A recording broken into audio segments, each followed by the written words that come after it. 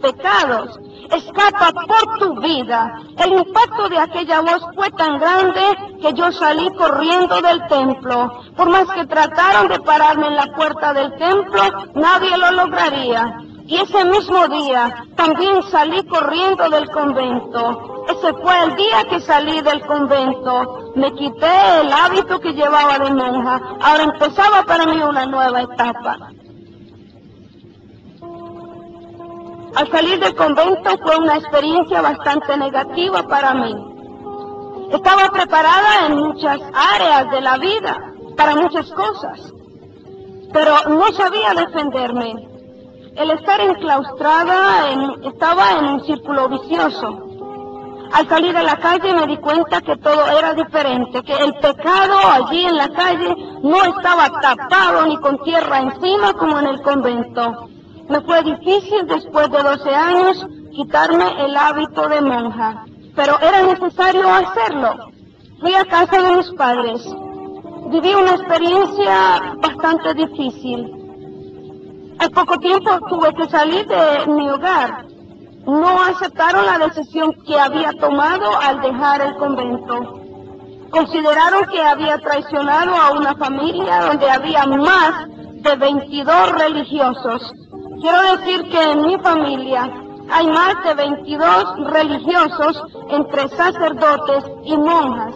Ninguno de ellos había tomado esta decisión, ninguno de ellos había protestado acerca de su vida, ninguno se había inquietado al preguntarse si estaba en el camino correcto o no. Todos han estado satisfechos hasta este tiempo. Hablé con mi padre y decidí salir nuevamente de allí.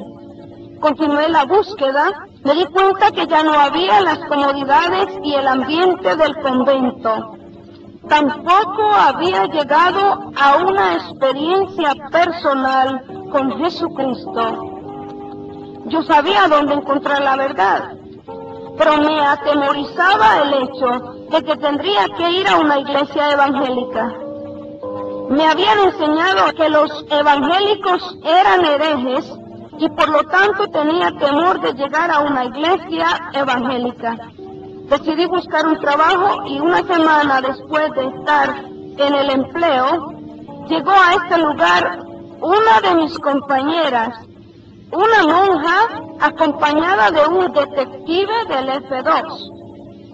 Aquella monja que le acompañaba se dirigió a mí para decirme: has traicionado nuestra religión, te has burlado de los dogmas de la Santa Madre Iglesia y vas a tener que tomar una decisión ahora.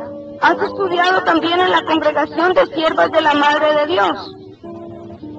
Tienes que decidir ahora si vuelves al convento, nos pagas el dinero que gastamos en tus estudios. Entonces el detective que le acompañaba dice: o vas a la cárcel, quedas detenida. Fue aquel momento en que íbamos camino al cuartel. Llegamos a una estación de la policía y cuando entramos me preguntaron por última vez: ¿vuelves al convento? ¿Tienes dinero para pagar los gastos o irás a la cárcel? Yo respondí al capitán diciéndole: prefiero ir a la cárcel. No era fácil para mí como mujer tomar esa decisión, pero yo sabía que en la cárcel tenía libertad de pensamiento, pero en Roma no era yo misma. Estaba sujeta a los 3 votos: pobreza, castidad y obediencia, y a los mandatos de una superiora. Me llevaron delante del capitán. Él me dijo que estaba perdida y había una demanda por estafa durante 7 años. Se consideró que al estudiar y no prestar mis servicios, estaba estafando a las siervas de la Madre de Dios. Le pregunté al capitán si él conocía el concordato en nuestro país. El concordato en Colombia es un pacto de paz entre la Iglesia Católica y el Estado. Claramente dice que no se pueden mezclar leyes civiles con leyes eclesiales. Yo como monja estaba en la ley eclesial. Parece que este hombre, autoridad civil, no conocía el pacto, siendo Colombia el único país en la América Latina que aún sostiene el concordato. Fue para él una sorpresa que yo le hablara de esa forma, diciéndole: no estoy perdida, creo que el que está perdido eres tú, estás violando la ley en nuestro país. ¿Cómo tú, como ley civil, me vas a juzgar a mí como ley eclesial? No podía juzgarme, no podía encarcelarme. Yo formo parte del clero y debe aplicárseme la ley eclesiástica. El capitán tomó la constitución del país y también el concordato en sus manos. Comprendió que había sido chantajeado y entonces me entregó en manos del obispo. Me llevaron a la ciudad de Facatativá, donde iba a celebrarse un juicio. Allí estaba el obispo de la diócesis. Cuando empezó a celebrarse el juicio, el obispo de la ciudad de Facatativá me preguntó: ¿por qué nos has traicionado? ¿Por qué nos engañaste? Yo les dije: quiero saber quién engañó a quién.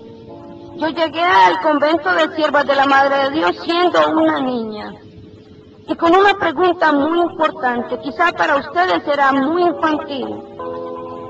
Ustedes me aseguraron que en los 3 votos estaba la pauta de salvación, que esa era la verdad.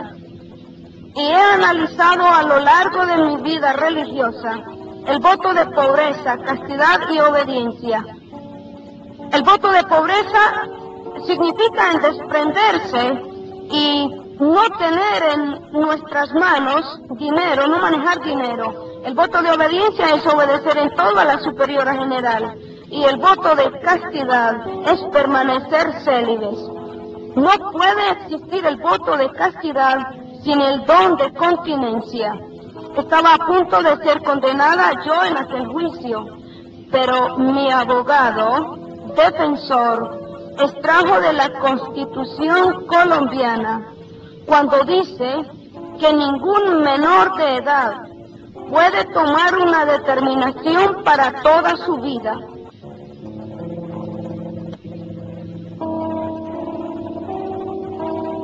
Los únicos culpables son ustedes, la Iglesia Católica, quien ha permitido que una niña de 16 años pronuncie públicamente los votos de pobreza, castidad y obediencia hasta la muerte.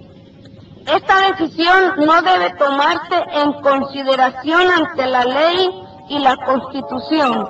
Es completamente nula. Se dio por terminado el juicio en el cual yo fui absuelta.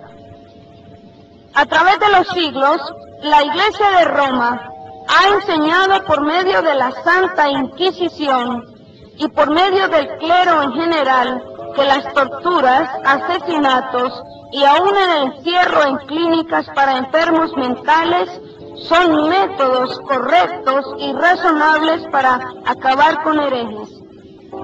Estos no son métodos del pasado porque en el siglo XX el clero romano ha recurrido a menudo a las prácticas de la Inquisición para combatir a los evangélicos o herejes en toda la América Latina.